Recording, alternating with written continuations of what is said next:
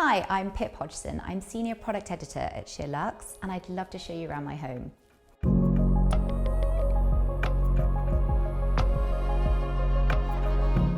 We've lived in London for our married life, and along the way we've done about 5 or 6 renovations, but we did move out of town for a year to try the country life. We rented out our house, which was in fact next door, and when we came back again, this house became available.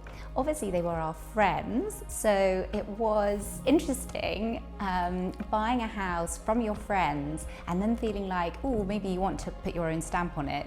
After 3 years we decided to do the kitchen, but it did take that long to decide how we were going to do the kitchen. And before that point it gave me a chance to spend time on the bathrooms and bedrooms upstairs, which I feel would have been a little bit left behind. So I do feel it was a good way round for us, and that upstairs benefited from that. When it came to designing the kitchen and deciding what kitchen we wanted, I really wanted to stay true to the bones of the house, which is Georgian.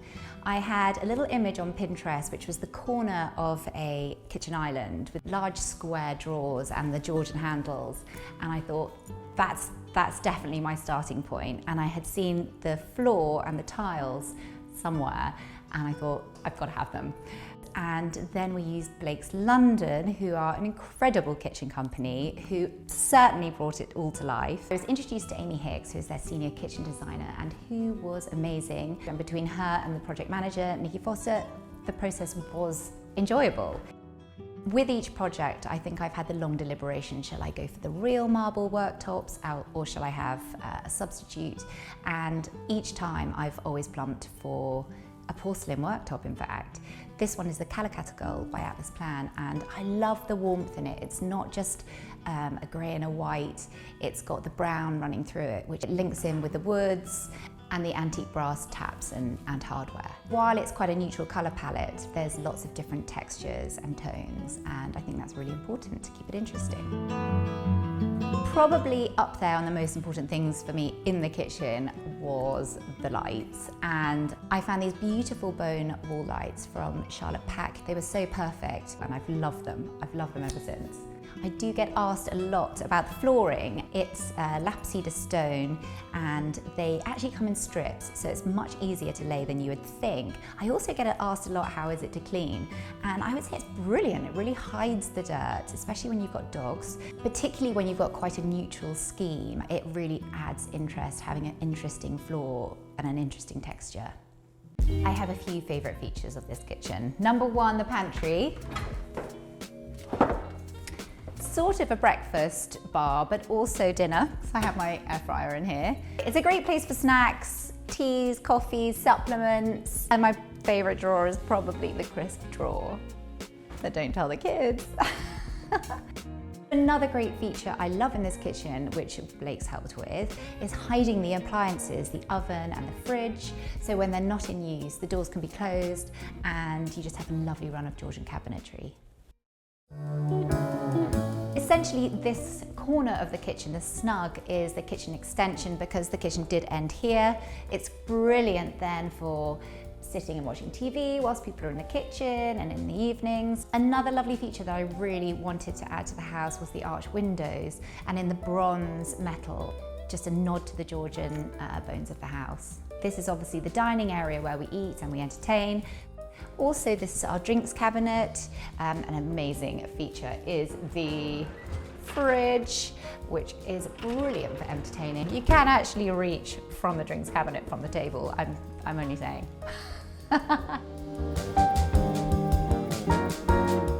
This is our living room. We don't have a TV in here, so it should be quite a peaceful place. However, we've got loads of seating. The idea is that everyone can fit in here, friends, family and extended family, so it does tend to be quite noisy. It was also quite challenging as a room when trying to design it because it's actually very long, but I found this amazing coffee table from Home Barn, which I think was a door, but it's huge and long and actually can fit everything on it, and it's brilliant. Also, we had these incredibly long alcoves.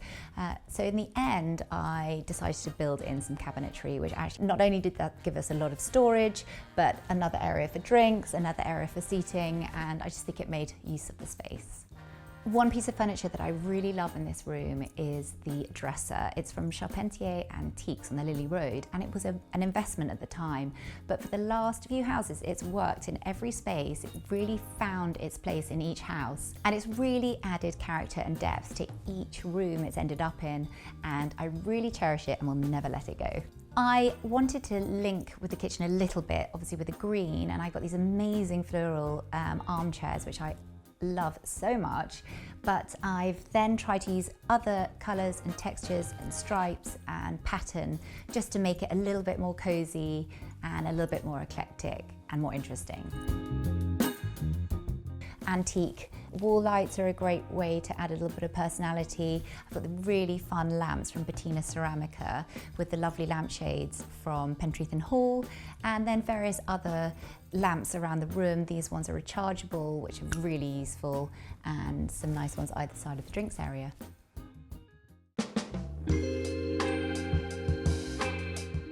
So this is our bedroom.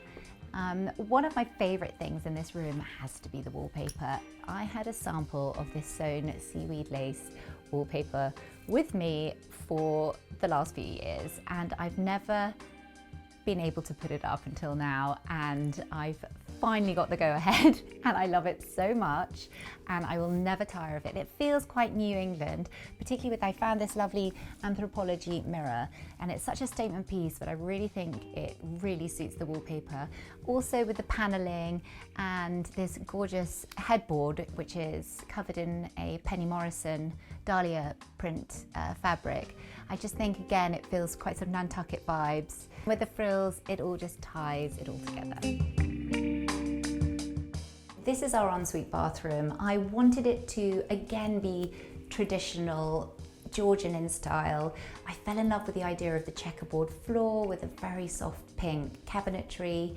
These are stunning shell lights from Charlotte Pack again, who also did the wall lights in the kitchen. They're so pretty, and I really think they make the space. I decided to go for a cafe curtain as a window treatment because I felt that we always have then light coming off above, and it just adds some real interest to the room. One other way I think is a really great way to elevate your bathroom rather than being a purely functional space is to add some really cool artwork. I often source mine from really affordable places such as eBay or Vinteria, so you feel less bad about putting it in a potentially steamy room, but you spend so much time in here. I think it's really important that you love it, and there's some really lovely things that reflect your style. And finally, this is our guest bedroom.